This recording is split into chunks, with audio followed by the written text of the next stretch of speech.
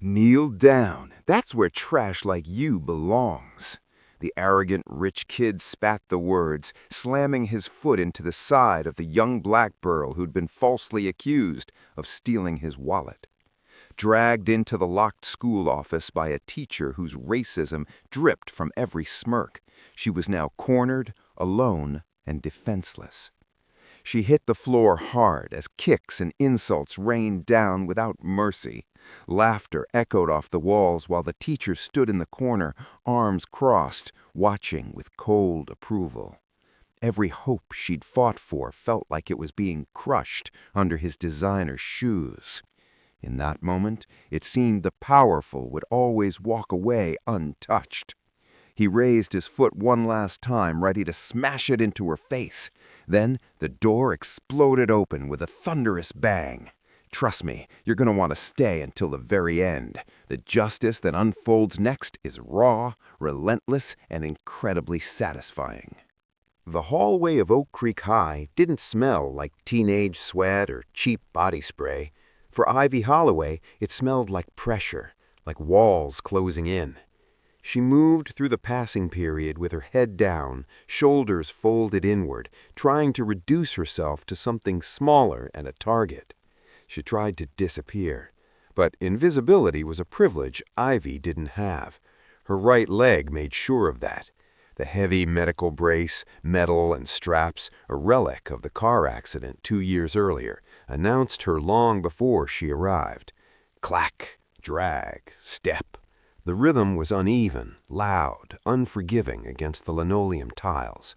Every step required calculation, balance, pain, timing. The crowd parted around her the way water parts around a stone, impatient, irritated, pretending sympathy while silently resenting the inconvenience of her existence. The lunch bell rang, and Ivy's fingers tightened around her plastic tray until her knuckles went white. Lunch was the most dangerous time of day. The cafeteria hit her like a physical blow. Noise, heat, chaos. Tables were divided by invisible but ironclad laws. Varsity jackets clustered with cheer uniforms, designer handbags rested beside imported watches. Status sat with status, and Ivy belonged nowhere. She aimed for the empty table in the far corner near the trash cans, the one place no one wanted, her only safe harbor since September. She stepped into the main aisle, eyes locked on her destination. At the center table sat Logan Ashford, leaning back with the effortless arrogance of someone who had never been denied anything in his life. His varsity jacket hung off his shoulders like a royal cape. His father owned half the commercial real estate in the county. Logan owned the school. He watched Ivy approach with predatory stillness, cold eyes, no empathy. He murmured something to the boy beside him, and snickers followed. Ivy sensed danger a second too late. As she passed, Logan's leg shot out. Not subtle, not accidental, a precise, calculated strike aimed directly at her good ankle. Ivy gasped. Her balance vanished. The world tilted, and she went down hard. The tray flew. Spaghetti exploded across her white uniform in a spray of red. Milk burst against her face, cold and sour. Plastic cracked against the floor, the sound echoing like a gunshot in the sudden silence. For 3 seconds, nobody moved. Then the laughter came, starting at Logan's table and rippling outward in a jagged wave. Not joy, but the sound of attack turning on something wounded. Ivy lay on the cold tiles, staring up at the fluorescent lights. Pain shot up her leg as the brace bit into her skin, bruising bone. But the physical pain was nothing compared to the heat crawling up her face. Sauce soaked into her clothes, milk dripped from her chin. She wanted the floor to open and swallow her whole. Logan stood and loomed over her, blocking the lights, his sneer twisting good looks into something ugly. "Watch where you goin', cripple," he said, his voice carrying clearly across the room. Ivy pushed herself onto her elbows and looked up at him. She didn't speak. She knew better. He looked like a lame duck down there, Logan continued, kicking her empty tray so it skidded across the floor and slammed into the wall. Maybe I should snap the other leg. At least then you'd be balanced. The cruelty wasn't hidden. It was displayed. He wanted everyone to see that he could do this and nothing would happen. Ivy remembered the last 6 months, the name-calling, the missing books, the locker door loosened so it fell off in front of everyone. Logan was always there. He hated her poverty. He hated her skin. But more than anything, he hated her weakness. Her injury offended his sense of perfection. She looked around the room. 300 students, teachers stationed by the vending machines. No one moved. Some looked away, suddenly fascinated with their phones. Others watched with morbid curiosity. The silence of the good people was louder than the laughter of the bad ones. Tears burned at the corners of Ivy's eyes, and she forced them back. Do not cry. Do not give him the satisfaction. She placed her hands flat on the floor and gritted her teeth. Standing up was a war. The brace was heavy. Her muscles trembled. She slipped once in the spilled milk, and the laughter spiked again. "Stay down, Ivy," Logan chuckled. "It's where you belong." She ignored him, found her footing, grabbed the edge of the nearest table, and pulled herself upright. She stood there soaked in food, smelling of sour milk, her dignity in tatters, and met Logan's eyes. For just a second, he blinked. He hadn't expected the cold flint in her gaze. It wasn't defiance, it was endurance, the look of someone who had survived worse things than a spoiled boy in a varsity jacket. Ivy didn't scream, she didn't say a word. She turned her back on him and limped toward the exit. Clack, drag, step. Her hands shook, fists clenched so tightly her nails cut into her palms. She wiped the milk from her cheek as she walked toward the nurse's office and made herself a promise. This was the last time. The sadness inside her curdled into something sharper, something useful. It hardened into rage. And somewhere else in the building, unseen and unaware, the first mistake of the Ashford Empire had already been made. The office of Dorothy Vance was a shrine to self-congratulation. Framed certificates crowded the eggshell white walls, degrees from elite universities, Educator of the Year plaques, carefully staged photos of her shaking hands with local politicians. The air smelled of lavender sanitizer layered over expensive espresso. Everything about the room was engineered to feel like a sanctuary, a place where students were meant to feel safe enough to confess their weaknesses. Ivy Holloway stood in the doorway, damp and exhausted. She had spent 20 minutes in the nurse's bathroom scrubbing red sauce out of her white shirt with rough brown paper towels. A faint orange stain still bloomed across her chest, a brand of humiliation she couldn't erase. Her hair clung to her temples, wet where she had tried to wash the milk away. She looked less like a student and more like a survivor pulled from the wreckage of a small disaster. Dorothy Vance sat behind her mahogany desk and did not look up. Her manicured fingers continued their steady rhythm on a slim laptop, but clicking deliberate, controlling the silence. When she finally stopped, she sighed, long and theatrical, then peered over rimless glasses. "Ivy," she said, her voice smooth, cultured, and utterly without warmth. "You're dripping water on my Persian rug." Ivy stepped onto the plastic mat by the door, tightening her grip on her backpack strap. "I need to file a report," she said. Dorothy gestured vaguely to the chair opposite her desk. She didn't ask if Ivy was hurt. She didn't ask why she smelled like spoiled dairy. She simply waited, face arranged into professional patience. Ivy sat. The chair was low, forcing her to look up. It was by design. "It was Logan Ashford," Ivy said, keeping her voice steady while her hands trembled in her lap. "He tripped me in the cafeteria, deliberately. He kicked my brace. He called me names." Dorothy tilted her head and tapped a silver pen against her chin. "Names?" Ivy swallowed. "He called me a cripple, and he threatened to break my other leg." The word tasted like ash. Dorothy let out a small, dismissive chuckle. "Oh, Ivy, Logan is a spirited young man. He's the captain of the football team. High energy is part of his nature. He assaulted me," Ivy insisted, heat rising in her chest. This wasn't energy, it was violence.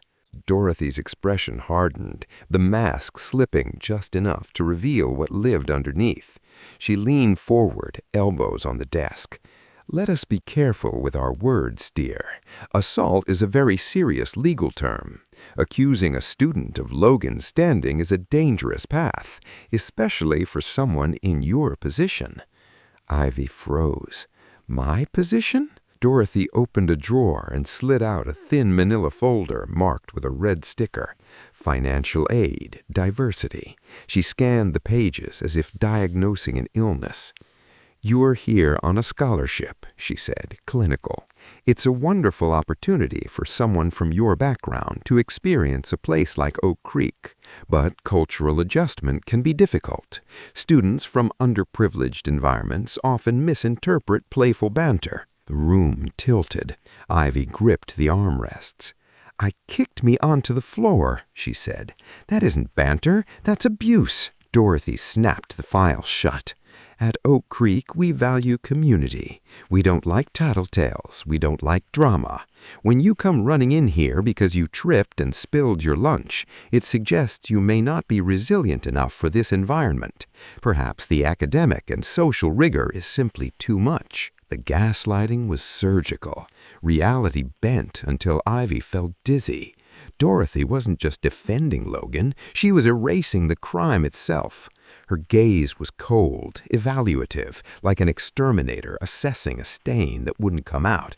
To her, Ivy was an inconvenience, poor, injured, and disruptive to donor comfort. "I want you to sign a statement," Ivy said, pushing back against the suffocation. "I want it on record that I reported this." Dorothy's eyes narrowed. The false sweetness evaporated. "There will be no statement. You will finish cleaning yourself up. You look unpresentable. Then you'll return to class and focus on your grades, which, I notice, are slipping in history." She paused, letting the threats sharpen. "Scholarships can be revoked. We have a long waiting list of deserving students who wouldn't cause headaches for the administration." Ivy stood, her leg throbbing with a dull, heavy ache. In that moment, she understood there was no safety here. The rot in this school didn't begin with students. It flowed from the top down. Dorothy Vance was the gatekeeper, and the gate had just slammed shut. "I understand," Ivy said softly. "Good," Dorothy replied, already turning back to her keyboard. "Close the door on your way out." The heavy oak door clicked behind Ivy, sealing the room like a tomb. Inside, silence returned. Dorothy waited 5 seconds, long enough to be sure the girl was gone, then reached for the landline. She didn't call the nurse. She didn't call Principal Raymond Cole. She dialed a private number from memory, her voice instantly transforming, obsequious, conspiratorial.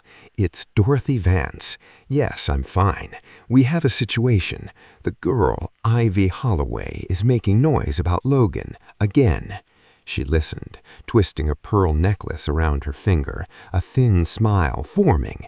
"Don't worry, I shut her down. She's persistent but manageable." When the call ended, the office hummed softly. Dorothy adjusted her glasses, opened Ivy's file one last time, and picked up a red marker. With a single heavy stroke, she drew a thick line through Ivy Holloway's name. The parking lot behind the gymnasium was the only blind spot on the entire campus of Oak Creek High. High-definition surveillance cameras installed to protect the children of senators, judges, and CEOs swept every inch of the grounds except for a narrow wedge of cracked asphalt between the dumpsters and the generator room. It wasn't an oversight, it was a choice. Every ecosystem needed a shadow where rules softened and records vanished, a place where power could breathe without consequence. Oak Creek, for all its manicured lawns and polished brochures, was no different. Dorothy Vance stood in that shadow, her heels planted on oil-stained concrete darkened by years of small, forgotten spills. The winter wind snapped her expensive trench coat around her legs, tugging at it like impatient fingers, but she hadn't bothered to button it. Sweat dampened her collar despite the cold. The calm authority she wore like armor in her office, carefully pressed, carefully performed, had collapsed out here. She checked her watch, a Cartier tank bought on credit 2 years earlier, and tapped her heel, the sound sharp and frantic. Stripped of certificates and lavender air, she looked older, smaller, like a woman who had run out of places to hide. She told herself this was temporary. Everything unpleasant always was, just one more problem to manage, one more mess to contain. A sleek black Range Rover rolled into the lot, tires crunching softly over gravel. The engine purred low and aggressive before cutting out. The driver's door opened, and Logan Ashford stepped out. He didn't look like a student meeting a faculty member. He looked like a landlord arriving to evict a tenant, unhurried and certain of the outcome. His varsity jacket hung open over a designer T-shirt that cost more than Dorothy's weekly paycheck. He paused to lock the car, the sharp chirp echoing off the brick walls like a punctuation mark. "You're late," Dorothy said. The words came out thin and brittle, nothing like the clipped authority she used on Ivy Holloway or any other student who wandered into her office looking for help. Logan didn't even glance at her. He leaned against the brickwork, arms crossed, studying her with unsettling adult amusement, the kind of look men used when they knew exactly where they stood in the hierarchy. "Relax, Dorothy," he said, deliberately using her first name, peeling away the last scrap of her title. "You look like you're about to have a stroke. Did the little cripple really rattle you that much?" The word landed like grit between her teeth. Dorothy glanced around instinctively, though she knew they were alone. "She's persistent," she hissed. "She wants to file a formal report. She's using words like assault. If she goes to the police, if her parents get involved, there will be an investigation. I can bury a lot of things, but I can't bury a police report." Logan laughed, a short, sharp bark that held no humor. "Her parents?" he scoffed. "Her dad is nobody, probably absent. Her mom works double shifts just to keep the lights on. They don't have lawyers. They don't have leverage. They are nothing. Even nobodies can cause scandals," Dorothy shot back. "And the board is already asking questions about discrepancies in the scholarship fund." The words spilled out before she could stop them, fear loosening her tongue. That made Logan move. He pushed off the wall and took 2 slow steps toward her, invading her space with casual precision. He towered over her, and the dynamic shifted instantly. The educator vanished. The debtor remained. "Let's talk about discrepancies," Logan said softly. His voice dropped an octave. "Let's talk about the $55,000 you owe my father. The Riverboat Casino last summer." Dorothy flinched as if struck. The memory came back in a rush. Neon lights, cheap champagne, the false warmth of a winning streak that vanished in minutes. Color draining from her face. "I'm paying it back," she whispered. "I have a plan." "You have nothing," corrected Logan. "You have a gambling addiction and a job my father graciously allows you to keep. He bought your debt, Dorothy, which means he owns you, and that means I own you." The silence that followed pressed down on her shoulders. This was the true heart of Oak Creek, not a school, but a lattice of leverage and fear. Degrees and plaques were just decorations for the machinery beneath. Dorothy wasn't a villain because she was powerful. She was a villain because she was weak, cornered, desperate, gnawing at whatever was put in front of her to survive. "What do you want?" she asked at last. The fight had drained from her voice, leaving it hollow. "I want her gone," Logan said. The amusement drained from his face, replaced with cold, simmering hatred. "I'm sick of looking at her. Every time I walk down the hall, I hear that clack, clack, clack of her leg. It's disgusting. She's a stain on this school, walking around like she deserves the same air. I can't just expel her, Dorothy pleaded. She has the grades. She follows the rules. If I remove her without cause, the ACL, then give them a cause, Logan snapped. One that sticks, one that makes sure no school ever touches her again. He reached into his pocket, slow and deliberate, enjoying the moment. You know how the world works. When a girl like her, black, poor, desperate, gets accused of something, nobody asks for proof. They just nod. It fits what they already believe. They want to believe she's trash. His hand emerged, and the afternoon sun caught the glint of solid gold, a Rolex Daytona, heavy and gaudy, diamond markers flashing. He held it out, letting it swing gently like a pendulum. This went missing today, he said casually. I left it off during gym, left it in my locker. When I came back, it was gone. Dorothy stared at the watch. She understood instantly. The elegance of the trap was brutal. Theft over $10,000 wasn't just expulsion. It was a felony, a criminal record, a label that would follow Ivy Holloway for the rest of her life, closing doors to colleges, jobs, housing, a slow administrative death sentence. Her stomach churned. This was the line.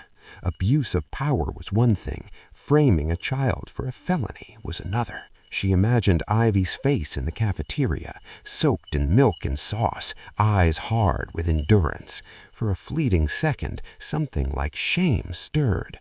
Then she thought of the debt, of her office, of her reputation, of the abyss waiting if the Ashfords decided she was no longer useful. "What do you want?" she asked at last. The fight had drained from her voice, leaving it hollow. "I want her gone," Logan said. The amusement drained from his face, replaced with cold, simmering hatred. "I'm sick of looking at her. Every time I walk down the hall, I hear that clack, clack, clack of her leg. It's disgusting. She's a stain on this school, walking around like she deserves the same air." "I can't just expel her," Dorothy pleaded. "She has the grades. She follows the rules. If I remove her without cause, the ACL—" "Then give them a cause," Logan snapped. "One that sticks, one that makes sure no school ever touches her again."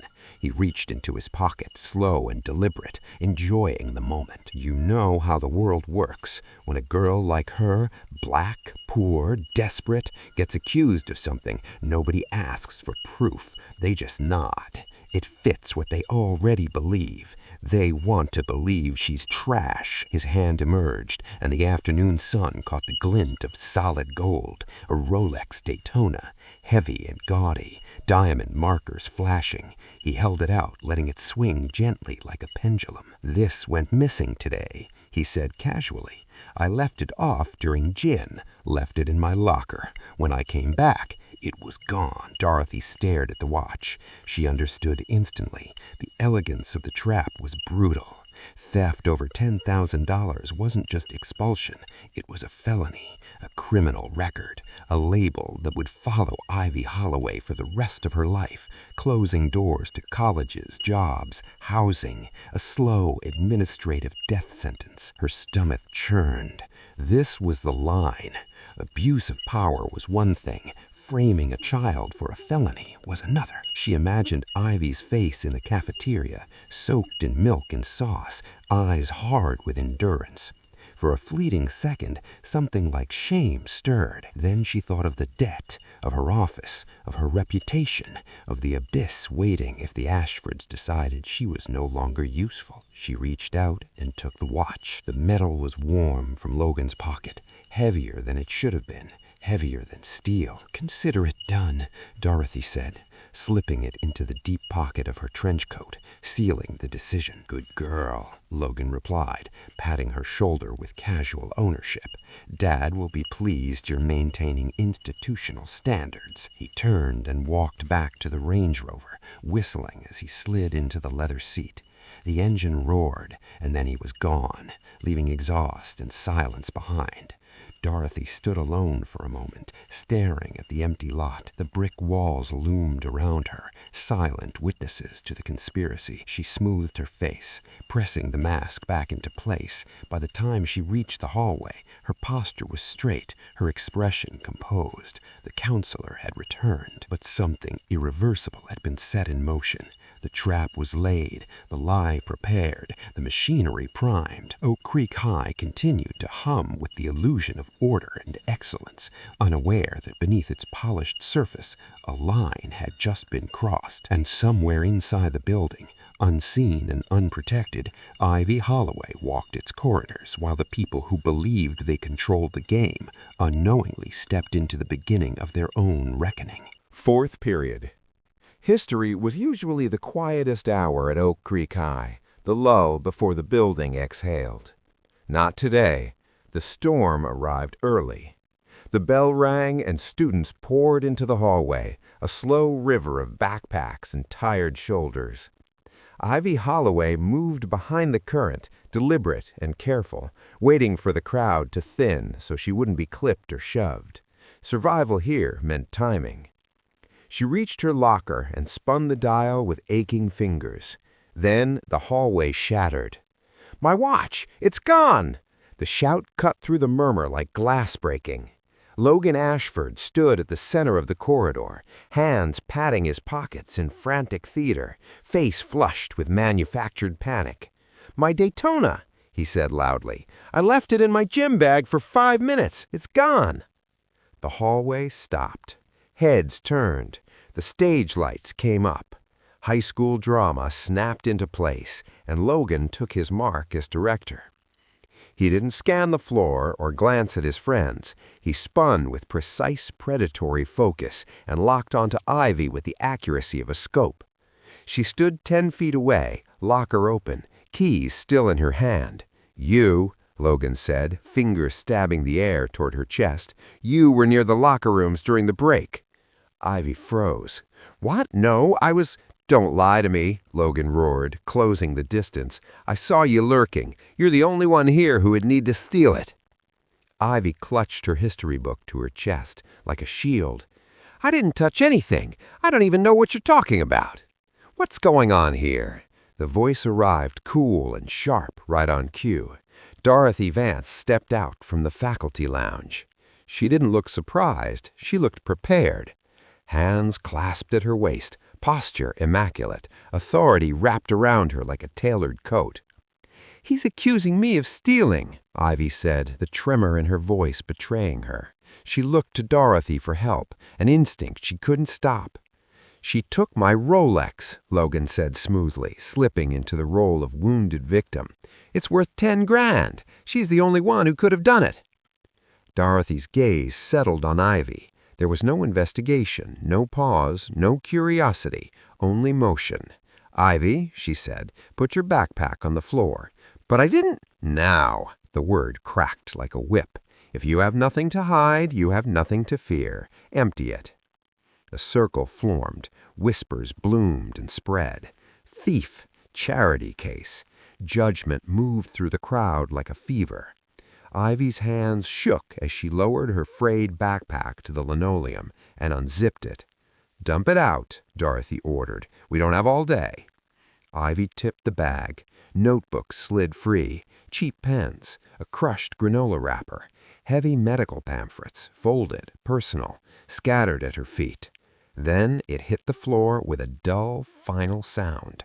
Gold. Diamonds. Light. The Rolex. The hallway inhaled as one. Ivy stared at the watch lying atop her spiral notebook, brilliant and impossible.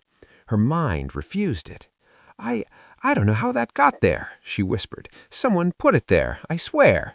"Save it," Logan sneered, snatching the watch. "Caught red-handed. Pathetic." Dorothy shook her head, disappointment carefully staged. "I am shocked, Ivy. We welcomed you. We gave you a chance. And this is how you repay our generosity? By stealing from your classmates?" "I didn't," Ivy cried, tears finally spilling. "Check the cameras, please. I didn't do it." "Enough," Dorothy said, her voice turning to ice. She signaled to the school resource officer, pushing through the crowd. "Officer, escort Miss Holloway to my office. We need a private interrogation before contacting the authorities. I want to know what else she's stolen." The officer grabbed Ivy's arm and yanked her forward, forcing her to stumble on her bad leg. "Walk," he grunted. She was dragged down the hallway, past faces carved with disgust, amusement, and relief that it wasn't them. She saw Logan polishing the watch on his sleeve, smiling. She saw Dorothy following behind like a warden. There was no trial, no appeal. "Lock the door when we get inside," Dorothy murmured as they reached the administrative wing. "I want a very long talk." The door slammed. The light vanished. The trap hadn't just closed, it had crushed her. The deadbolt slid home with a heavy, deliberate click. It was the sound of a sentence being carried out. Dorsey Vance crossed the room and pulled the cord on the blinds. The slat snapped shut, slicing away the view of the campus and drowning the office in a dull, artificial twilight. Whatever safety the counselor's office once pretended to offer evaporated in that instant. What remained was a sealed room upholstered in leather, perfumed with Earl Grey, and built for quiet cruelty. Ivy Holloway stood near the door, one hand pressed to her side. The rough grip of the resource officer had wrenched her hip. Pain skittered down damaged nerves like static. She lifted her eyes from Dorothy to Logan Ashford. Logan wasn't sitting. He leaned against the doorframe, filling it, blocking the only exit. His face had shed every pretense and settled into something naked and vicious. "You can't keep me here," Ivy said. Her voice was low, steady. She refused to beg. "This is illegal. I want to call my mother." Dorothy ignored her. She moved behind the desk, smoothed her skirt, and sat. She lifted a delicate porcelain cup and took a slow sip, eyes never leaving Ivy. "You have no rights here," she said calmly. "You forfeited them when you brought your gutter behavior into my school." "I didn't steal anything," Ivy said. "You know I didn't. You put it there." Logan pushed off the wall. He moved with the sudden violence of a striking snake. No hands, just a brutal swing of his heavy boot, straight for the metal brace on Ivy's right leg. The crack was sickening. Leather, metal, bone. Ivy cried out, a sharp, involuntary gasp ripped from her chest. Her leg folded, she hit the hardwood on her knees, breath shattering into ragged pieces. Pain detonated, right hot, shooting from ankle to spine. Ivy curled forward, instinctively shielding the limb, lungs fighting for air. "Oops," Logan said lightly, standing over her like a hunter inspecting a snare. "You should be more careful. You look so clumsy." Ivy tried to push up. Logan planted his foot on her shoulder and shoved her back down. "Stay there," he ordered. "That's a good angle for you, on the ground." Dorothy watched with the detached interest of a technician observing a test subject. She set her teacup on its saucer with a soft, precise clink. "Look at her, Logan," she said. "Pathetic. We give them scholarships, we give them clothes, we invite them into our world thinking we can civilize them, but you can't wash the trash out of DNA." Ivy lifted her head. The pain sharpened into something colder, clearer. "You're monsters," she said. "Both of you." Dorothy laughed, a hollow sound with no warmth. "Monsters, no, Ivy. We're gardeners. We pull weeds so the flowers can grow. You're a weed. You're broken, and you're taking up space that belongs to someone who actually matters." She leaned forward, her face twisting into a vicious sneer. "Do you think anyone would believe you? A girl from the projects against the Ashfords, against me? You're nothing. A statistical error I'm correcting." "Get on your knees properly. Apologize for breathing my air." Ivy shook her head. "No." Logan's eyes went flat. The amusement drained away. He stepped back, measuring the distance. He drew his leg up, not for her brace this time, for her face. "I said apologize," he growled, and the kick began, violent and final, meant to break bone and erase defiance forever. Ivy squeezed her eyes shut, bracing for the end of everything she knew. The boot never landed. The office door didn't open. It exploded inward. The heavy oak slammed against the wall with a thunderclap that rattled frames and blinds alike. The room shuddered. Logan froze mid-motion, his foot hovering inches from Ivy's face. He spun, off balance. Framed in the doorway stood a figure that seemed to swallow the hallway light, motionless, silent, terrifying. The air shifted. The scent of tea vanished, replaced by fear. The lion entered the den. The door frame splintered as it burst inward, dust motes spiraling through the sudden, violent rush of air. Marcus Holloway didn't walk into the room. He claimed it. 6'4", broad as a barricade, wrapped in a charcoal bespoke suit stretched tight across battle-hardened shoulders, he filled the office until there was nowhere left for lies to hide. The stagnant stench of tea and corruption was displaced by something sharper and electric, the ozone tang of imminent justice. Logan Ashford's boot was still airborne, inches from Ivy Holloway's face. Marcus moved, not fast, but liquid, the kind of speed earned over decades confronting men who mistook privilege for immunity. His left hand shot out and caught Logan's ankle mid-air. The motion ended with soundless finality, like a steel trap snapping shut. Momentum died. Logan froze, eyes widening as he found himself balanced on one leg, suspended by a grip that did not tremble. "Bad move, son," Marcus said, voice low and subterranean. With a flick of his wrist, casual, almost bored, Marcus twisted and shoved. Logan spun helplessly, equilibrium erased, and slammed into the bookshelf. Leather-bound volumes rained down as he collapsed to the floor in a tangle of limbs and varsity nylon. Silence fell, not the hush of obedience, but the ringing quiet that follows a boundary being crossed. Dorothy Vance lurched to her feet so fast her chair toppled backward. Rage and terror wrestled across her face as she smoothed her blouse with shaking hands. "Who do you think you are?" she shrieked. "You just assaulted a student. You broke into my office. Get out! Get out before I call the police and have you dragged out in handcuffs." Marcus didn't look at her. He dropped to one knee beside Ivy. The fabric of his suit creased and pulled as he reached out with a scarred hand and rested it gently on her shoulder. The monster who had dismantled Logan vanished. Only the father remained. "Ivy," he said softly. "Baby girl, look at me." She lifted her head. Through the blur of tears and pain, she saw him. For years, Ivy had swallowed everything, the slurs disguised as jokes, the trips in the hallway, the quiet way teachers looked past her as if she were a smudge on glass. In her mind, her parents were distant planets orbiting careers she couldn't understand. Her father was always on the phone, always packing a bag, always whispering about cases she wasn't supposed to hear. She told herself she was a burden, another problem, easier to stay silent and add weight to lives already heavy.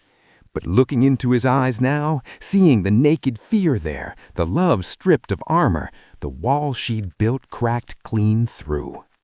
"Dad," she choked, the voice of a child, not a teenager. "I'm here," Marcus whispered, pulling her into his chest. He smelled of aftershave and cold metal. "I've got you. Nobody touches you again. I swear to God, nobody." Ivy buried her face in his lapel and broke, grief finally given permission to breathe. She felt small against him, but not weak. For the first time in longer than she could remember, she felt protected. Dorothy wasn't finished. She circled the desk, pointing a manicured finger at Marcus's back, trying to resurrect her authority. "I am speaking to you," she shouted. "You are a security threat. I'm calling 911 right now. You are going to jail. You and your thief of a daughter." Marcus didn't look at her. He dropped to one knee beside Ivy. The fabric of his suit creased and pulled as he reached out with a scarred hand and rested it gently on her shoulder. The monster who had dismantled Logan vanished. Only the father remained. "Ivy," he said softly.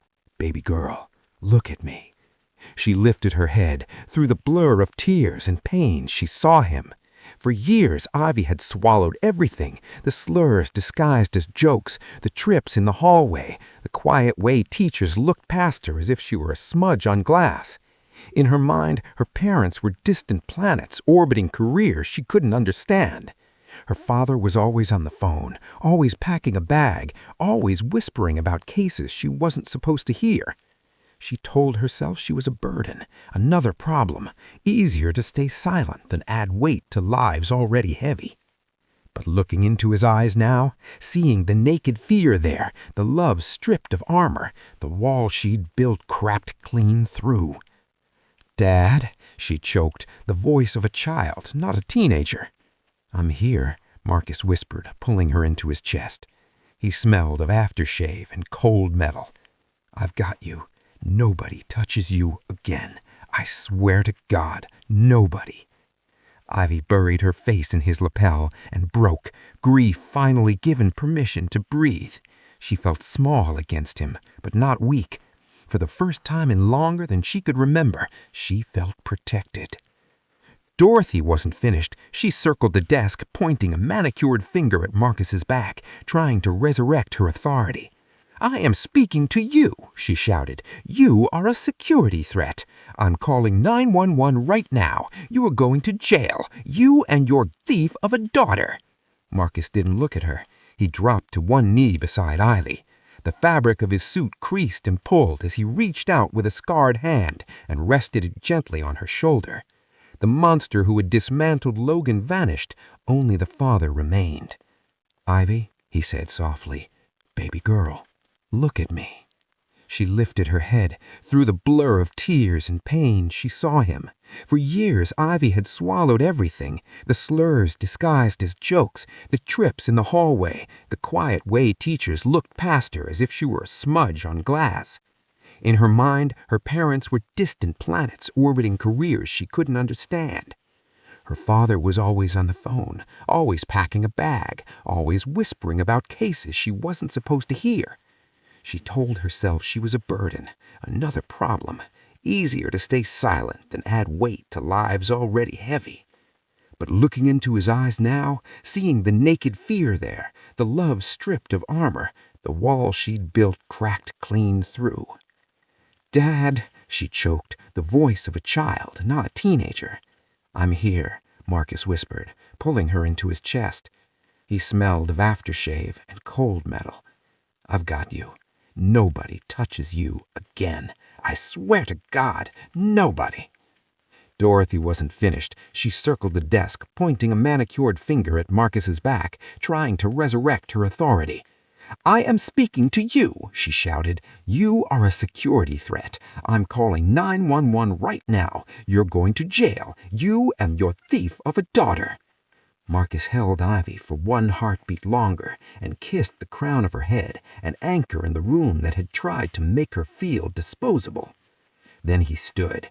The temperature dropped. The air thickened, as if gravity itself had leaned in. Marcus turned slowly toward Dorothy Vance, his face calm, carved from stone, his eyes burning cold.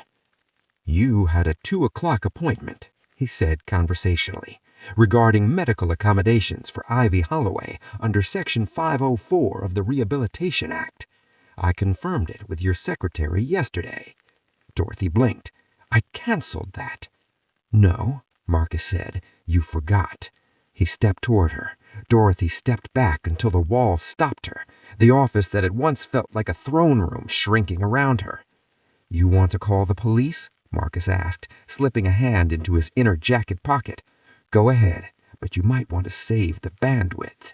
He withdrew a leather wallet and snapped it open. Federal gold caught the dim light, an eagle, unmistakable letters, Federal Bureau of Investigation, Special Agent Marcus Holloway, Civil Rights Division.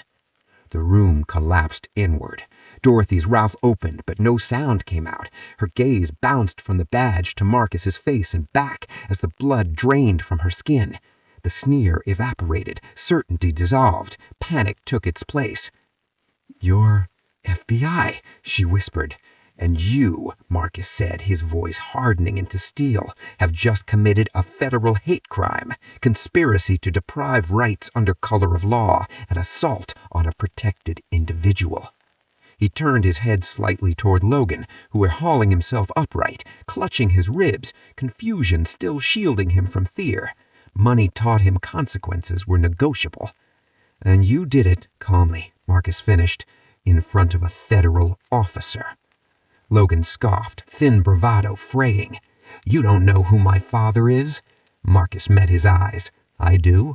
Edgar Ashford. Real estate holdings across 3 counties, political donations that buy silence, shell charities that launder reputations." He paused. "It makes you visible." Dorothy slid down the wall an inch, heels scraping softly. "This is a misunderstanding," she tried. "We can handle this internally. Oak Creek values discretion." "Oak Creek values optics," Marcus replied. "You value leverage. Today, you crossed into federal jurisdiction." He looked back to Ivy, still kneeling on the floor, pain etched across her face, but something steadier settling beneath it. "Medical?" he said quietly into the room. Outside the blinds, footsteps multiplied, radios murmured, doors opened. The machinery Dorothy believed she controlled began answering to a different authority. Logan's bravado cracked. "This is harassment," he snapped. "She attacked me." Marcus didn't raise his voice. "We have witnesses. We have surveillance gaps you thought were safe. We have communications you didn't think." Logan Ashford shoved himself away from the bookshelf. A heavy encyclopedia lay at his feet, its spine snapped clean through, an unintentional mirror of what was happening to him. He brushed dust from his varsity jacket, face flushing with a petulant, dangerous rage. "Put that toy away," he spat. He stepped forward, crowding the space Marcus Holloway had carved out. "You think a badge scares me? Do you know who my father is? Edgar Ashford plays golf with the sheriff every Sunday. One call, and I'll have you arrested for trespassing and assault. You'll be lucky to end up a mall cop when we're done with you." Marcus didn't blink. He didn't even turn his head. To him, Logan was no longer a threat, just background noise, a buzzing fly in a room where a tiger had awoken. Marcus slipped the badge back into his jacket and turned his back fully on Logan, the ultimate insult to a narcissist who lived on attention. He knelt again before his daughter. "Stand up, baby," he said softly. Ivy Holloway gripped his forearms. Her hands still trembled, but the terror was draining away, replaced by a stunned awe. She pulled herself upright. Her injured leg quivered under her weight. She locked the knee and refused to fall. Marcus drew a pristine white handkerchief and, with the care of a nurse, wiped a smear of dirt from her cheek. He brushed dust from her trousers, straightened her collar. He restored to her, piece by piece, the dignity the school had stripped away for months. "You did good, Ivy," he murmured, loud enough for the room to hear. "You were strong. Now let me be strong for you." He rose. The tenderness vanished as if a switch had been thrown. Marcus turned to Dorothy Vance. She was hyperventilating, eyes darting to the phone on her desk, calculating the distance, wondering if she could dawdle the principal before her world collapsed. "Don't," Marcus said. He didn't raise his voice. He didn't need to. The word landed like a blow. "He's your Holloway," Dorothy stammered, her voice thin and pleading. "Please, we can discuss this. It was a disciplinary strategy. Perhaps we went too far, but surely—" "A disciplinary strategy?" Marcus repeated, tasting the words like poison. He stepped closer. Dorothy shrank back, heels clicking nervously against the hardwood. "You conspired to frame a minor for a felony. You unlawfully detained a student with a documented disability. You permitted another student to assault her while she was in your custody." His voice fell into a cold, rhythmic cadence. "That is a violation of Title 18, United States Code Section 242, deprivation of rights under color of law. It is also a violation of the Americans with Disabilities Act. And when you threatened her with a false criminal charge to cover your own negligence, you added obstruction of justice." "I was just doing my job," Dorothy whispered, tears of self-pity pooling.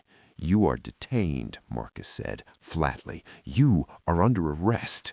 "You can't do that," Logan yelled. He lunged and grabbed Marcus's shoulder, trying to spin him around. "Listen to me." Marcus moved with efficient, practiced brutality. He caught Logan's wrist, folded it behind his back, and drove him chest first into the counselor's desk. The polished wood rang. Logan yelped as his face pressed against the surface. "And you," Marcus said into his ear, calm as ice, "assaulting a federal officer? That's 5 years in federal prison, son. Daddy can't golf his way out of that." Holding Logan pinned with one hand, Marcus reached into his jacket with the other and drew a secure government-issued phone. He didn't dial 911. He tapped a priority line reserved for moments like this. The room went quiet, except for Logan's ragged breathing and Dorothy's sobs. "Dispatch, this is SAC Marcus Holloway. I'm at Oak Creek High Administrative Wing.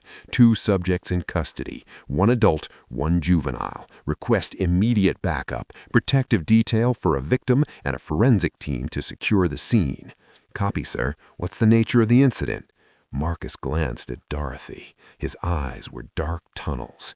"Civil rights violations, corruption, assault. Loop in the U.S. Attorney. I want warrants ready within the hour." "Understood. Units rolling. ETA 3 minutes." Marcus ended the call without moving Logan. He looked at Dorothy, collapsed into her leather chair, face buried in her hands. "The party's over, Miss Vance. You wanted to teach my daughter a lesson about her place in the world. You just learned yours." Ivy stood by the window. A faint vibration rattled the glass. She parted the blinds. Down the tree-lined drive, the serene entrance of Oak Creek High ignited in a chaotic strobe. Not just local red and blue, but black SUVs, armored Suburbans, white grill lights slicing the afternoon. They tore past speed bumps, hopped curbs. A siren rose, not the lazy wail of a patrol car, but the sharp, urgent cry of federal units. "Dad, they're here," Ivy whispered. Marcus looked at her. A grim smile touched his lips.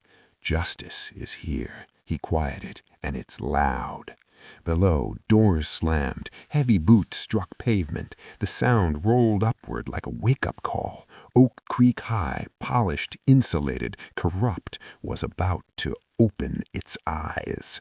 The security hub of Oak Creek High was a windowless bunker buried behind the administrative offices, a place never meant to be seen by students or parents. It hummed with the constant whine of cooling fans and smelled of burnt coffee and overheated circuitry. Floor-to-ceiling monitors formed a glowing grid. Cafeteria, hallways, parking lots, every angle of teenage life reduced to pixels and timestamps. It was the school's panopticon, the illusion of order disguised as safety. Principal Raymond Cole stood rigid in front of the main server rack. He was tall, carefully groomed, the kind of man whose haircut had been chosen to look trustworthy. His suit tried too hard to pass for expensive, and sweat glistened along his upper lip. Beside him, Ryan Foster, the school's IT technician, sat hunched at a console, fingers hovering uselessly above the keyboard, one knee bouncing in a nervous rhythm that betrayed him. Marcus Holloway filled the doorway. 2 uniformed FBI agents flanked him, arms crossed, bodies angled just enough to make it clear no one was leaving. "Move," Marcus said. It wasn't a request. Principal Cole lifted a hand, forcing a smile that looked more like a grimace. He spoke quickly, as if speed might substitute for truth. They were fully cooperating, he said. There had been a catastrophic system failure that morning, a power surge. It had knocked out the recording capabilities for the East Wing. Marcus stepped into the room and scanned the wall of monitors. Every screen was live. Every camera was running. A power surge, he repeated flatly, that only affected the cameras in Dorothy Vance's office and the hallway outside where the alleged theft occurred. He turned his head slightly toward Cole. "That's a very selective surge." "Technology's unpredictable," Cole replied with a shrug that felt rehearsed. "The files were corrupted, gone. There was nothing to see." Ryan stared hard at his shoes, refusing to look up. Marcus didn't acknowledge the principal. He crossed the room and stopped beside the technician. "What's your name, son?" Ryan flinched. Ryan Foster." "Ryan," Marcus said quietly, voice dropping into a low, controlled register. "Look at me." Ryan raised his eyes and froze. What he saw wasn't anger or bluster. It was focus, calculation. I'm going to connect a forensic device to this system. If you touch that keyboard or try to wipe these drives, I will charge you with destruction of federal evidence. That's 20 years. He let the number hang. You don't want to spend your 20s in a cell.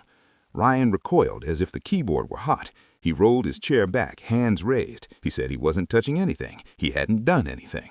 Good choice, Marcus replied. Principal Cole bristled, color rising in his face. He protested that this was a private server, that Marcus couldn't simply hack into it.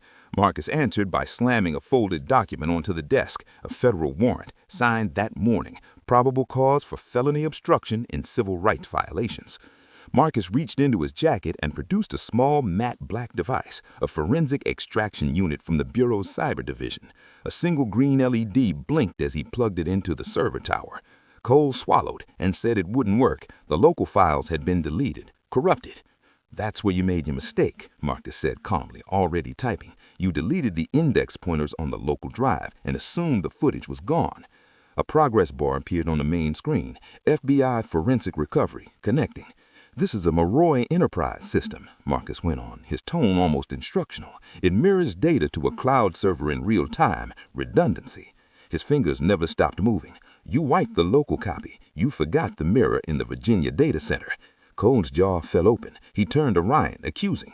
Ryan whispered that he'd only said he couldn't see the files anymore. The progress bar reached 100%. A list of video files populated the screen, timestamps neat and unforgiving. Marcus scrolled and opened the first clip. The image showed a secluded corner of the parking lot behind the gym. Dorothy Vance stood shivering in her trench coat. A black Range Rover rolled in. Logan Ashford stepped out. Their body language told the story before sound ever could. Logan dominant and aggressive. Dorothy cornered and submissive. Then Logan reached into his pocket. Gold flashed in the sunlight. The Rolex changed hands. Dorothy slipped it into her coat. Conspiracy, Marcus said quietly. Solicitation. Filing a false report. Cole stared at the screen, unable to look away. Marcus clicked the next clip. The counselor's office appeared. The blinds were closed. Ivy Holloway stood near the door, rigid with fear. Logan lunged. His boots struck a braced leg. Even without audio, the impact was unmistakable. Ivy crumpled to the floor. Logan loomed over her. Dorothy sat behind her desk, sipping tea, watching. Marcus froze the frame at the moment Logan lifted his boot for the final kick, seconds before Marcus himself had shattered the door. The room went silent. Marcus stared at the screen, jaw locked so tight a muscle jumped in his cheek. Rage surged inside him, hot and catastrophic, but it stayed contained, sealed behind years of discipline and the weight of his oath. He turned slowly toward Principal Cole. Cole was shaking bow, hands fumbling with his tie as if he couldn't breathe. He whispered that he hadn't known. Dorothy had told him Ivy attacked Logan. He had only been trying to protect the school's reputation. You tried to protect a crime scene, Marcus corrected. Stepping closer, you lied to a federal agent about evidence. That makes you an accessory after the fact. Marcus leaned in, his presence crushing. He said he had a lot of paperwork to file that day. He could add Cole's name right next to Dorothy Vance and Logan Ashford. They could walk him out in cuffs in front of the entire student body. Cole wiped sweat from his eyes and begged. He had a family, a pension. Then you have a choice, Marcus said, glancing back at the frozen image of Ivy on the floor. You can be the man who covered this up, or you can cooperate fully. Financial records, emails, testimony against Dorothy Vance and the Ashford family. He checked his watch. 10 seconds.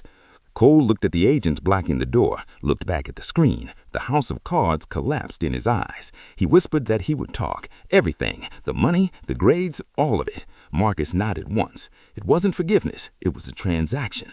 He turned to Ryan and told him to burn the files to 2 secure drives. Ryan nodded and got to work. Marcus closed the video window, sparing himself one last look at his daughter on the floor. The truth was out. Now came the reckoning.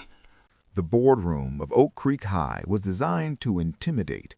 A 20-foot slab of polished mahogany dominated the center, surrounded by high-backed leather chairs that resembled thrones more than seats. Oil portraits of past headmasters lined the walls, their painted eyes fixed in permanent judgment, watching every conversation as if daring anyone to lie beneath them. Marcus Holloway sat at the head of the table alone. He had dismissed the trembling school board members and ordered the room cleared so he could review the first round of depositions in silence. His large hands rested on a neat stack of files. His breathing was slow and measured, the stillness of a man who had already decided how this would end. The double doors at the far end of the room exploded open. Edgar Ashford strode in without hesitation, wearing his wealth-like armor. His Italian suit was immaculate, his silver hair swept back with practiced precision, his face flushed with the righteous fury of a man who had never been denied anything in his life. He didn't glance at the empty chairs or the portraits on the walls. He marched straight toward Marcus, heels striking the parquet floor like a challenge. "So," Ashford boomed, his voice echoing off the vaulted ceiling, "you're the one causing this circus?" Marcus didn't stand. He didn't even look up. He turned a page in the file, slow and deliberate. "Mr. Ashford," he said calmly, "I was expecting you."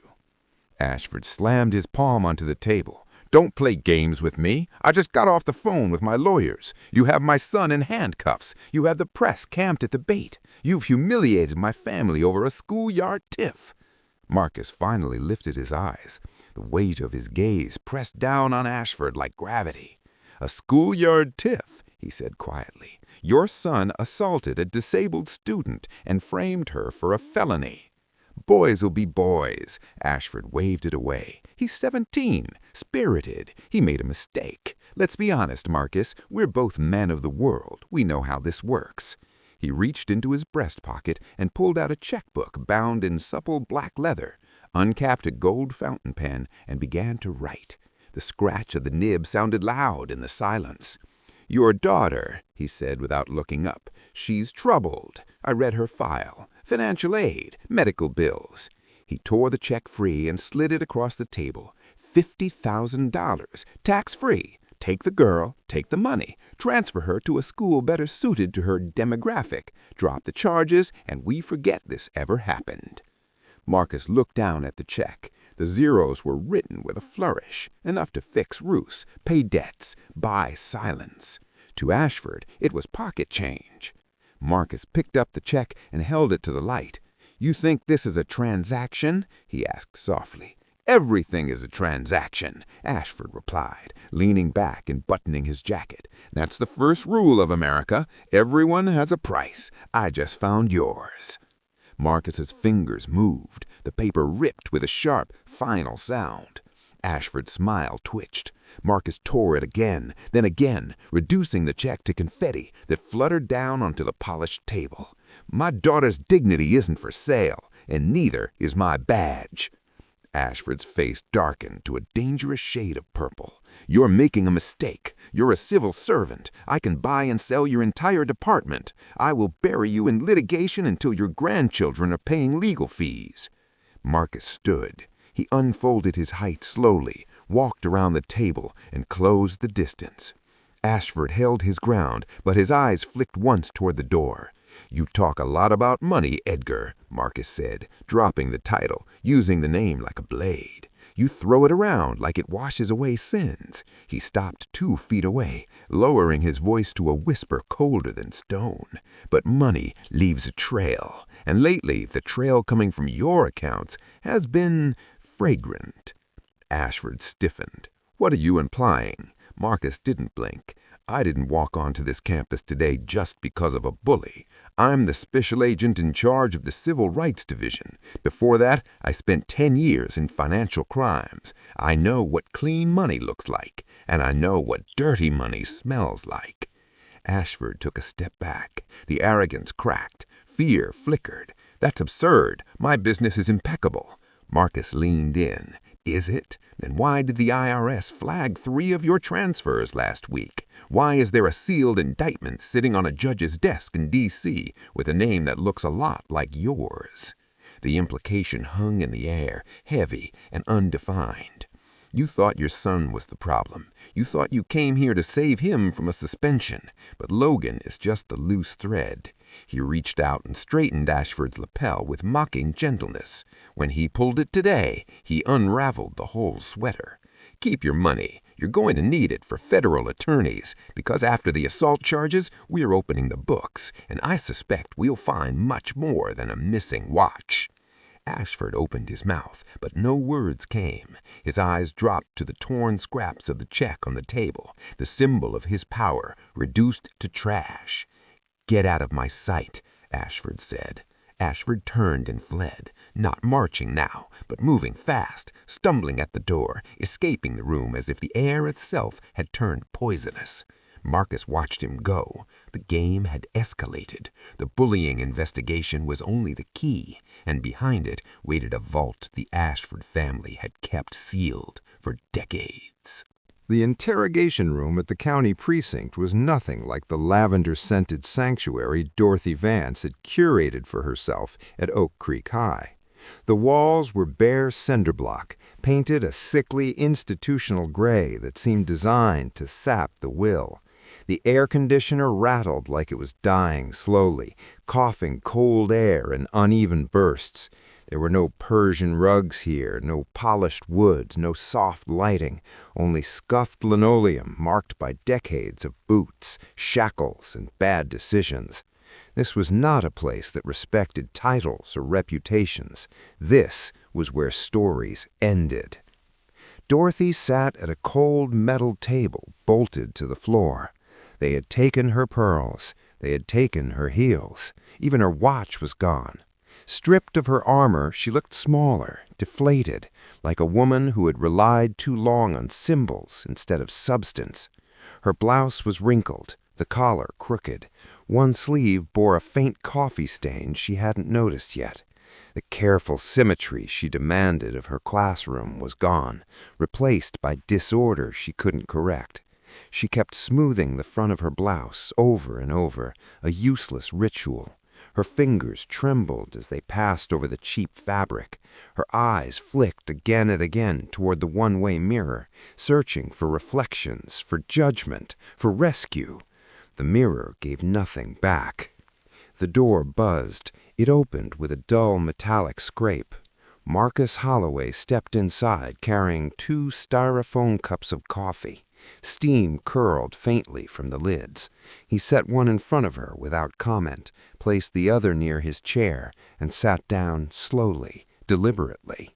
He unbuttoned his suit jacket with practiced calm, as if this were a meeting he'd scheduled weeks ago. For a long moment, he said nothing. He didn't rush. He simply watched her, letting the silence stretch until it began to press in on her chest, until her breathing grew shallow. "I want my lawyer," Dorothy whispered finally. Her voice was thin, brittle, a sound unused to rooms like this. "He's on his way," Marcus replied evenly. "Traffic's bad." He took a sip of coffee, winced at the bitterness, then sit it down. "But we're not talking charges yet, Dorothy. We're talking history." He placed a folder on the table between them. It wasn't new. The edges were yellowed, soft with age. The label was typed, not printed. Dorothy's hands froze mid-motion. Her eyes locked on it as if it were alive. "While I was waiting on the warrant," Marcus continued, flipping the folder open with care, "I ran your fingerprints. Standard procedure. The system flagged something interesting. A ghost." Dorothy swallowed hard. "Dorothy Vance has a clean record," Marcus said, his tone almost conversational. "Model educator, community pillar, PTA darling." He turned the page. A mugshot stared up from the paper. Brunette hair, younger face, no pearls, no polite smile, just the same eyes, cold, calculating, resentful. "But Patricia Table," Marcus continued softly, tasting the name, "she had trouble in Alabama, 10 years ago, St. Augustine's Preparatory Academy." Dorothy recoiled as if burned. Her chair scraped loudly against the floor. "That was resolved," she stammered. "A misunderstanding. Ancient history." "Resolved because the board paid the family to sign an NDA," Marcus corrected, "but the police report still exists." He slid another page forward. "Assault on a minor. You struck a 14-year-old boy with a wooden ruler. 6 stitches. Hairline fracture." He leaned forward. "He was black, wasn't he? Just like Ivy Holloway." Something inside Dorothy cracked. Her breath hitched, sharp and ragged. Anger rushed in to cover fear, thick and poisonous. You don't understand. Those schools let anyone in. No discipline, no respect. Chaos masquerading as equality. I was maintaining order. So you changed your name, dyed your hair, moved north, reinvented yourself. You thought you could outrun who you are. His eyes hardened. You didn't change. You just found a new victim. I'm a good teacher. Dorothy slammed her palm on the table, the sound echoing too loudly in the small room. I built a life here. I built structure, excellence. You built a hunting ground, and your past finally caught up. The fight drained out of her all at once, like air escaping a punctured balloon. She slumped back in her chair, staring at the stained ceiling tiles. Tears leaked silently from the corners of her eyes, tracing paths down her temples. She didn't wipe them away. For the first time, she looked old.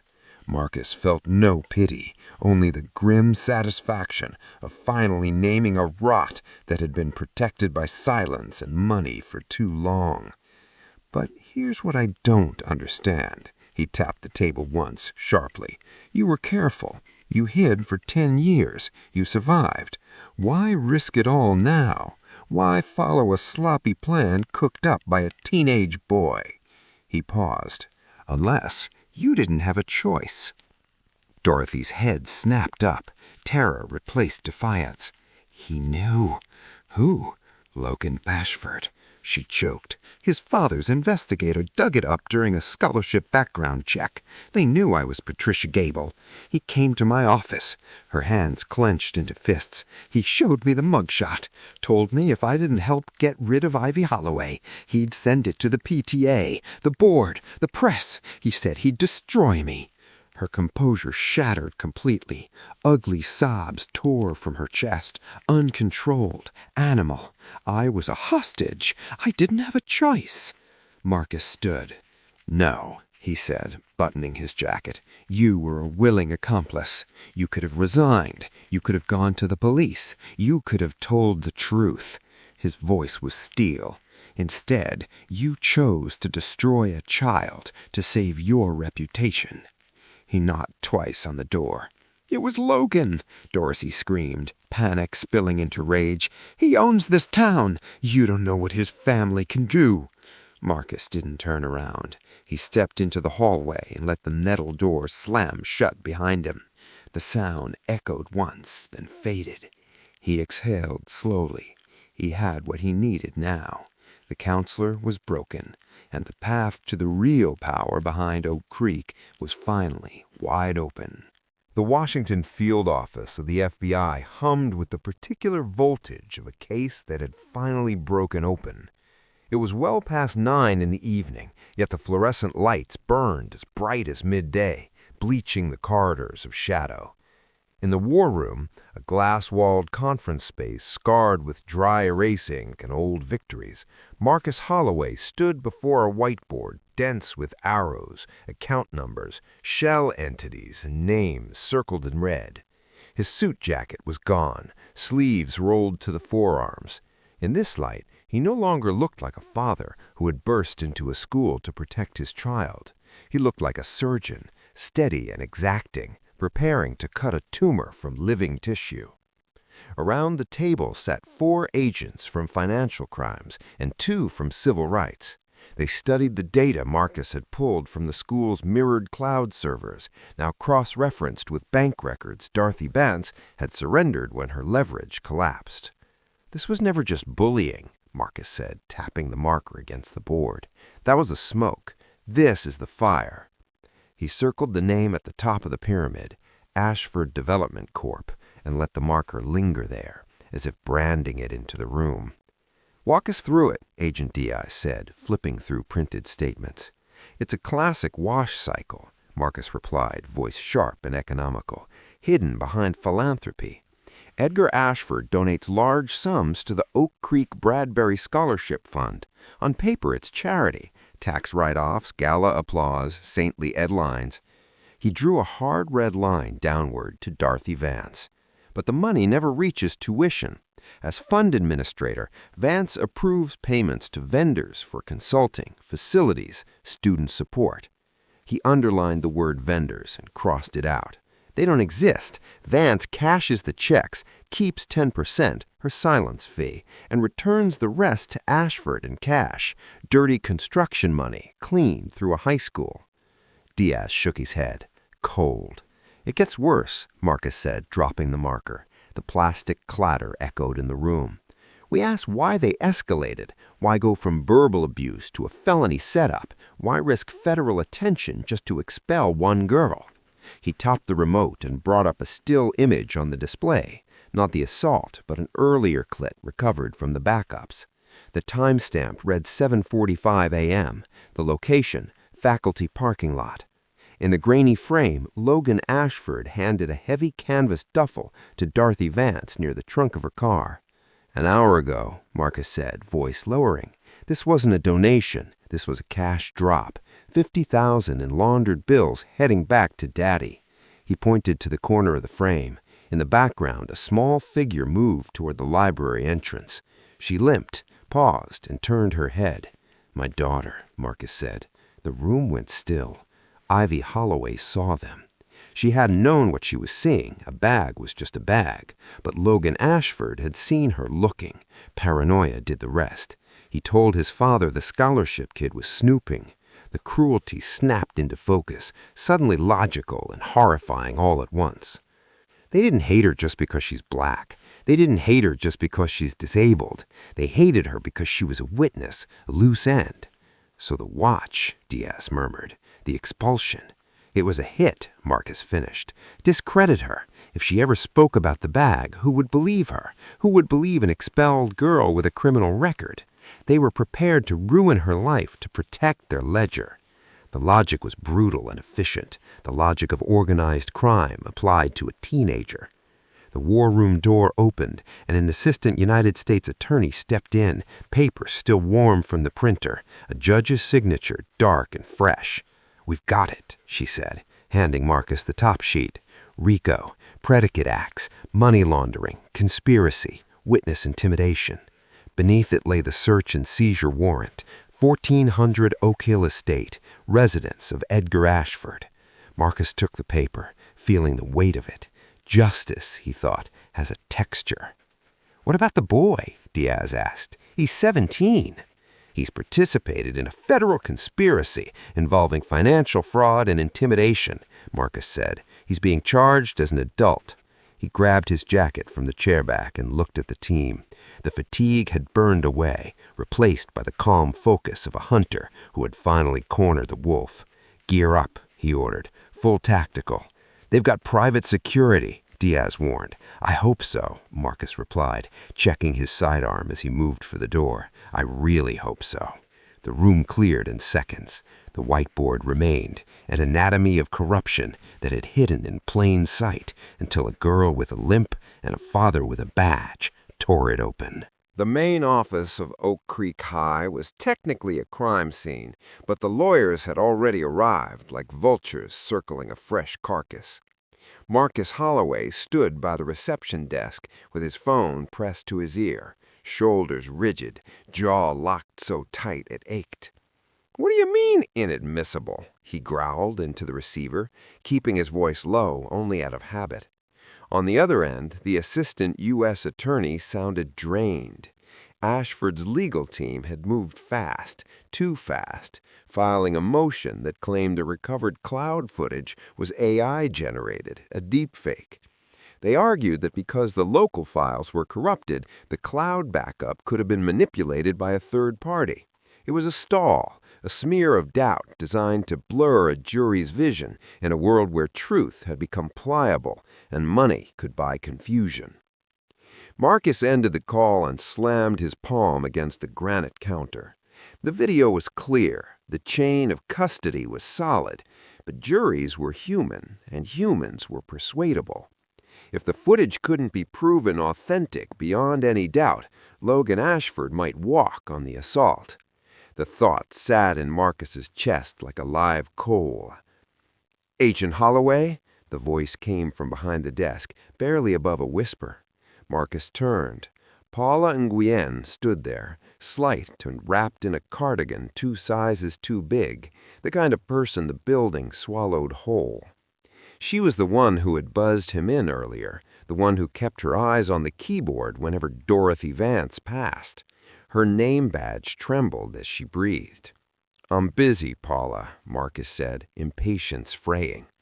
"I heard you," Paula replied, her voice shaking. She glanced at the closed door of Vance's office, then back at Marcus. "I heard what the lawyers said about the video."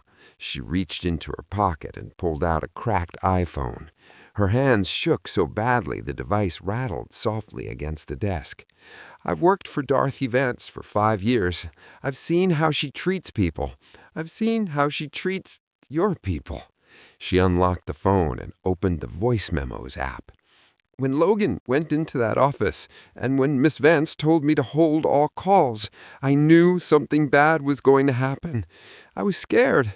I didn't want to lose my job, but I couldn't just sit here." She pressed play. The audio cut through the room, unmistakable and clean, recorded through the thin drywall separating the reception desk from the inner office. Dorothy Vance's voice came first, venom smooth and practiced. "People like you only deserve to kneel at our feet." Logan Ashford followed, casual and cruel. "Stay there, that's a good angle for you." Then the dull, wet impact of a kick, Ivy Holloway's cry of pain, and the crash of a door as Marcus had forced his way inside.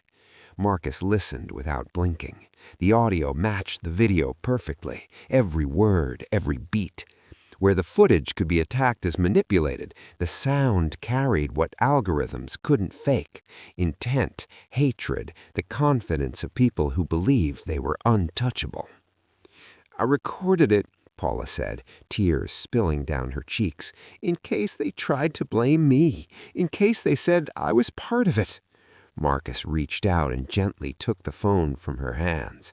He looked at her, ignored, invisible, terrified, and understood the weight of what she had just done. "You're not part of it, Paula," he said softly.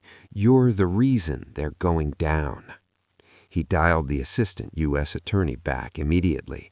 "Don't worry about the deep fake defense," Marcus said, his voice steady now, lethal with certainty.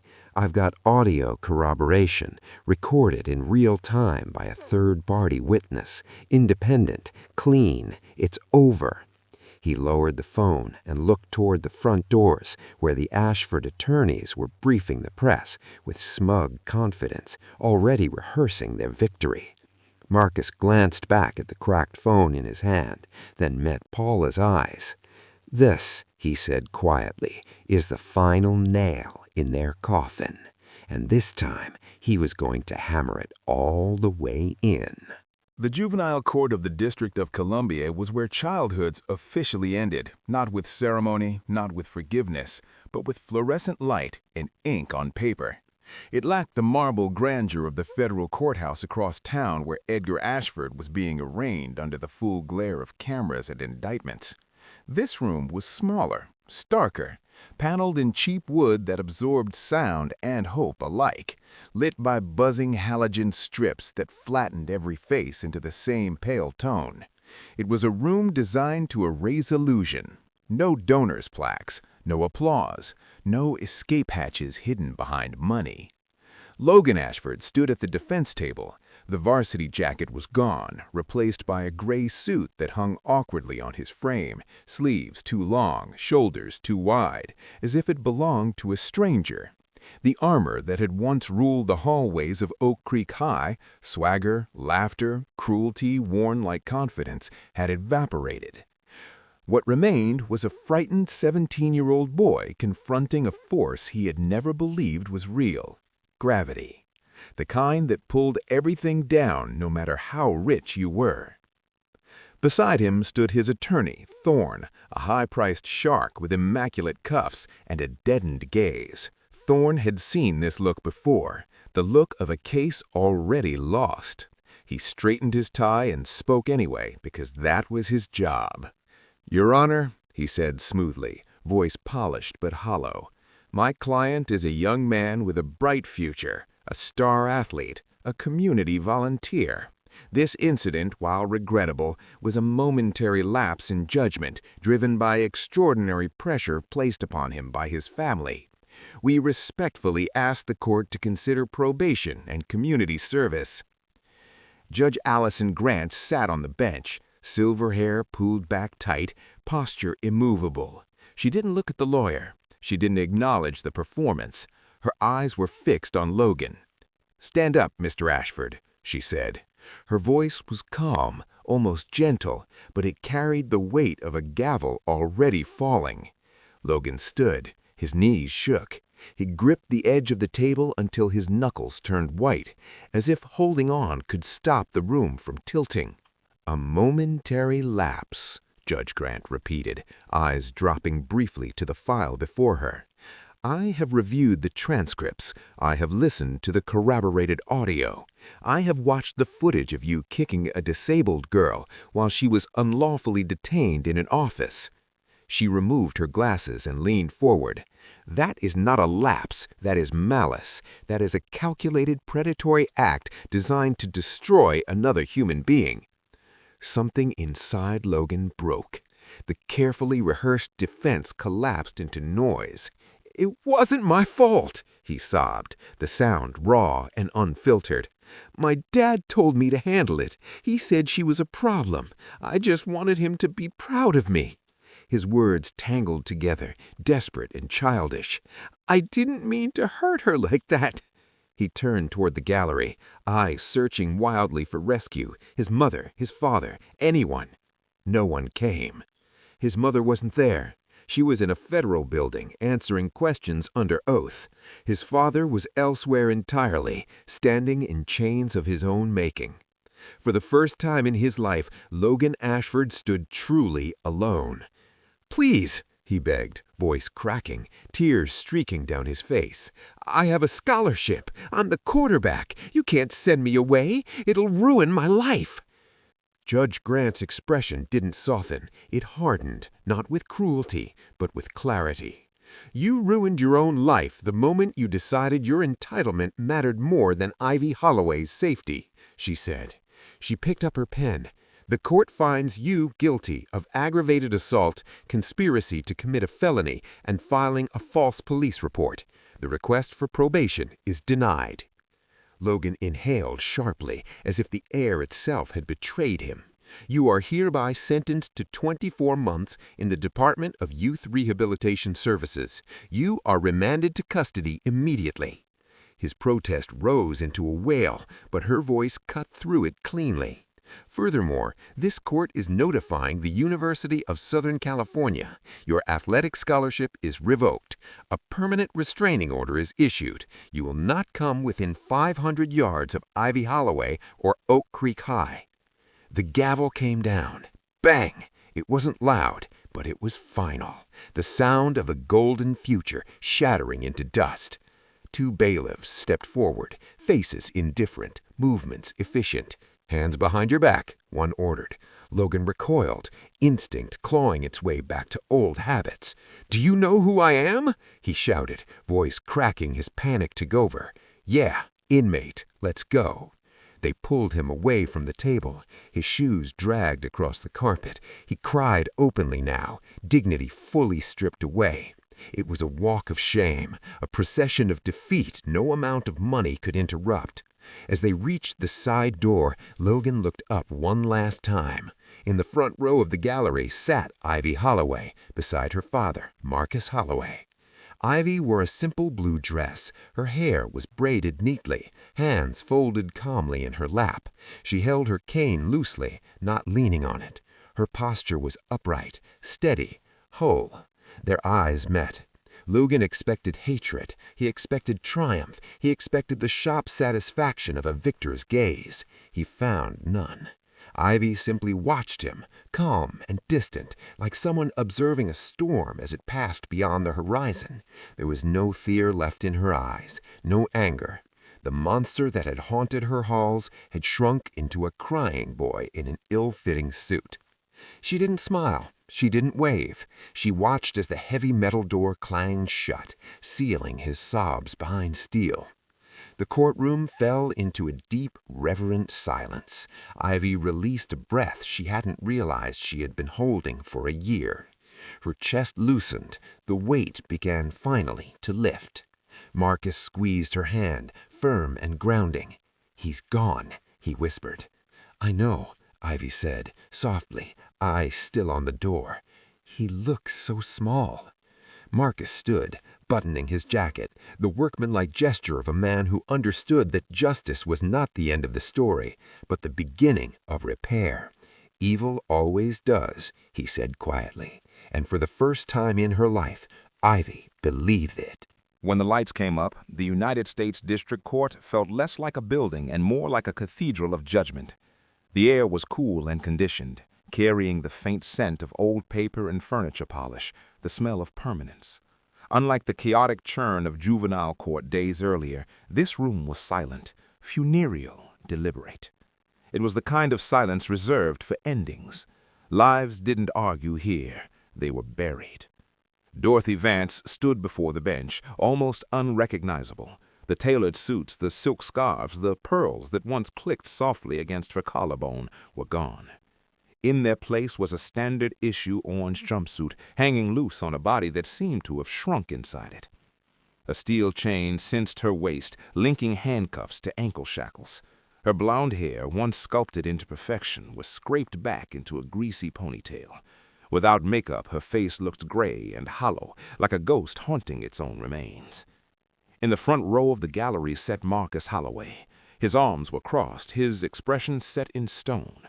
He wasn't there to gloat, he wasn't there for spectacle. He was there to see the paperwork finished, to make sure the ending stuck. Judge Thomas Whitmore presided from the high bench, a federal judge known for his intolerance of public corruption and his patience with no one who abused trust. He adjusted his glasses and lifted the sentencing report. It was thick, more than 50 pages detailing a decade of abuse, fraud, intimidation, and hate. "Dorothy Vance," Judge Whitmore said, his voice carrying without effort. "You stood in a position of sacred trust. Parents entrusted you with the safety and well-being of their children. The state entrusted you with millions in educational funds." Vance trembled. The chains rattled softly, an ugly sound in the quiet. "Instead of protecting these children," the judge continued, his voice hardening, "you preyed on them. You targeted the vulnerable. You targeted the poor. You targeted students based on the color of their skin and their physical abilities. You sold their dignity to line your own pockets." He turned a page. "The jury has found you guilty on all counts: racketeering, conspiracy to defraud the United States government, obstruction of justice, and, most egregiously, deprivation of rights under color of law involving the assault of a minor." Her public defender said nothing. There was nothing left to say. The evidence, the video, the audio, the bank credits had been absolute. I was afraid," Vance whispered, clinging to one last lie. "I was afraid of the Ashford family." "You were not afraid," Judge Whitmore corrected sharply. "You were greedy, and you were hateful. You used the boy's entitlement as a weapon for your own prejudice." He set the papers down and looked directly at her. "It is the judgment of this court that you be sentenced to 180 months, 15 years in a federal correctional institution." A gasp escaped her. Her knees buckled, but the chains held her upright. 15 years. She would be an old woman before she saw the sky as a free person again. "You will serve this sentence without the possibility of parole," Judge Whitmore added. "You are remanded to the custody of the United States Marshals immediately." The gavel struck. Crack! 2 marshals stepped forward and took her by the elbows. They turned her to face the gallery. For the first time since the trial began, Dorothy Vance looked out at the room. She had expected emptiness. She had expected Marcus Holloway's hard stare. Instead, the benches were full. Faces from her past stood in silence. Students she had expelled, scholarships she had revoked, lives she had tried to erase. There was Marcus, the boy she had labeled aggressive years ago. There was Elena, whose future she had derailed with a signature. There was David, the quiet student she had mocked until he vanished from the halls. 20 of them. Living evidence. And at the center stood Ivy Holloway. Ivy didn't look angry. She looked steady. She stood tall, leaning lightly on her cane, flanked by people who had been broken and had put themselves back together anyway. She didn't glare. She didn't smile. As the marshals began to move, Marcus started to clap, slow, rhythmic. Then Elena joined, then David, then Ivy. It wasn't a cheer, it was a verdict. The sound filled the cavernous courtroom, rolling forward like a wave, rejection, closure, truth. Dorothy Vance's eyes widened in horror. She understood then that this was her real sentence. Not the cell, not the years, the memory. The knowledge that she hadn't crushed them, she had only made them stronger. "Move!" a marshal ordered. They dragged her down the center aisle as the applause followed, louder than the chains, louder than her sobs. She stumbled, unable to look away from the faces finally free of her. The side door opened. Darkness waited. Dorothy Vance stepped into the shadows, and the door slammed shut, cutting off the sound forever. Marcus stood. He nodded once to Ivy. The war was won. Outside the courthouse, the shock waves were only just beginning to hit the city. The winds of change did not drift gently through Oak Creek High. They tore through the campus like a hurricane, ripping the rot out by the roots and leaving nothing untouched. 1 month had passed since the arrest of Dorothy Vance, and in that short span, the school had transformed from a sealed citadel of elite privilege into a construction site of accountability. The air itself felt different, sharper, cleaner, charged with anxiety. The old, invisible rules of hierarchy had been dragged into the light, and everyone could feel how fragile they really were. The Board of Trustees moved with the speed of people trying to outrun their own shadows. Terrified that the federal RICO investigation might crawl into their private accounts, they acted ruthlessly. Principal Raymond Cole was gone before the ink on his confession had fully dried.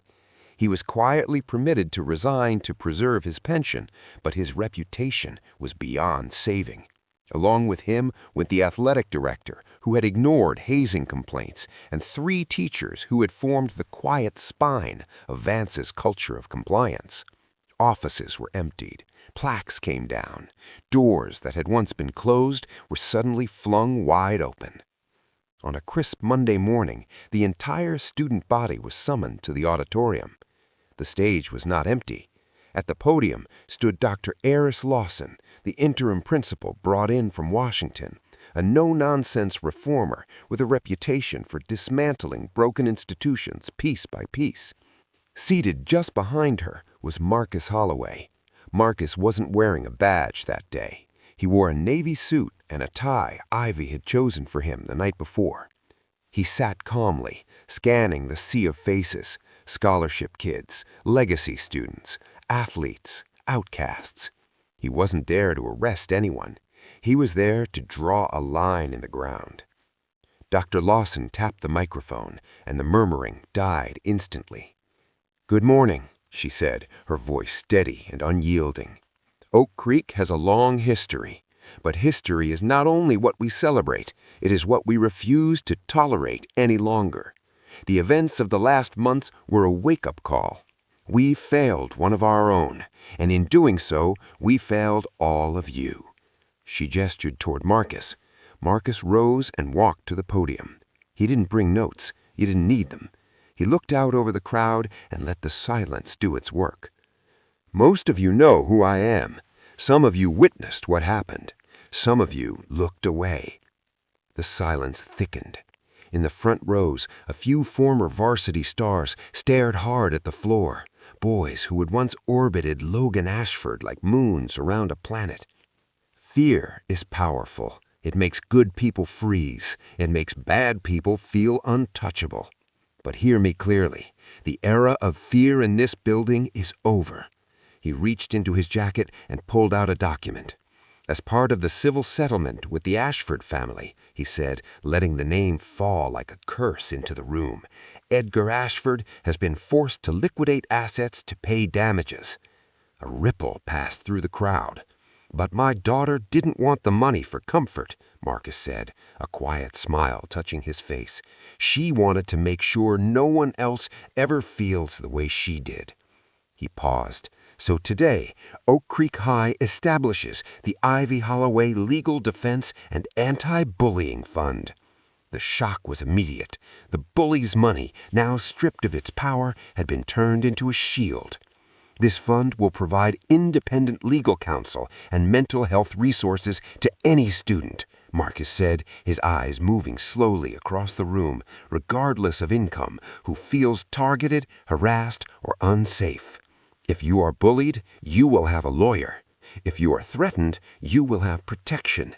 And if you think your parents' wealth can crush someone, then you will answer to me. For a heartbeat, no one moved. Then applause began, hesitant at first, rising from the back rows where the invisible kid sat. It grew, spread, and finally filled the auditorium. It wasn't polite applause, it was relief. When the bell rang, the hallways became the real test. Ivy Holloway stepped out of the auditorium wearing her uniform, her backpack slung over one shoulder. Her cane rested in her right hand. Clock, step. The sound was the same. Her limp was the same, but everything else had changed. Where the crowd once parted with annoyance or performative pity, it now parted with something else: respect. Fear, perhaps, but mostly respect. She passed the lockers where Logan Ashford had once held court. The space was empty.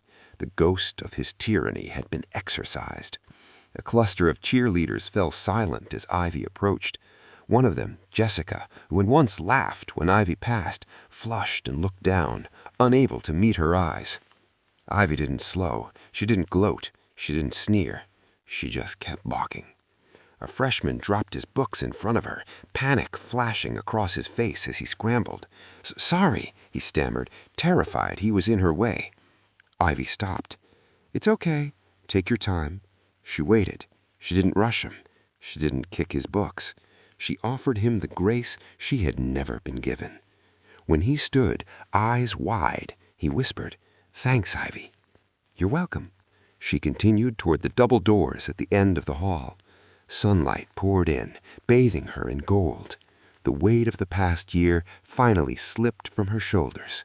For the first time in her life, the world did not look down on her. It looked up.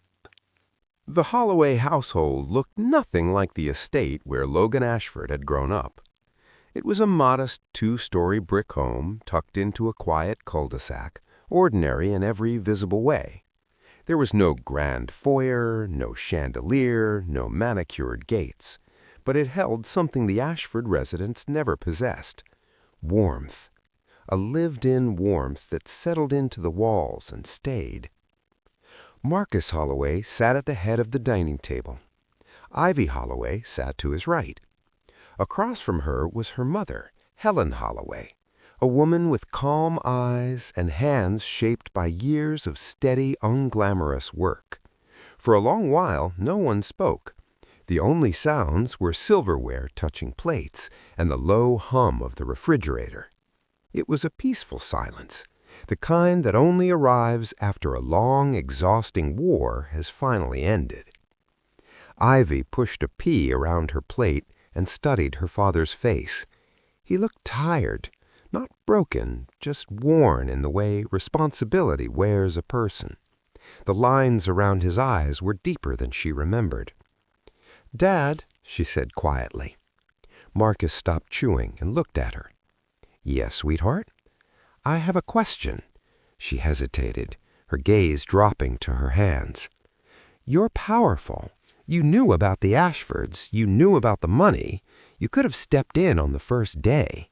You could have stopped Logan before he ever touched me. You could have shut down Dorothy Vance before she ever opened her mouth." Ivy looked up, her eyes searching his. "Why did you wait? Why did you let me go through all of that?" Helen froze, then reached across the table and placed her hand gently over Ivy's.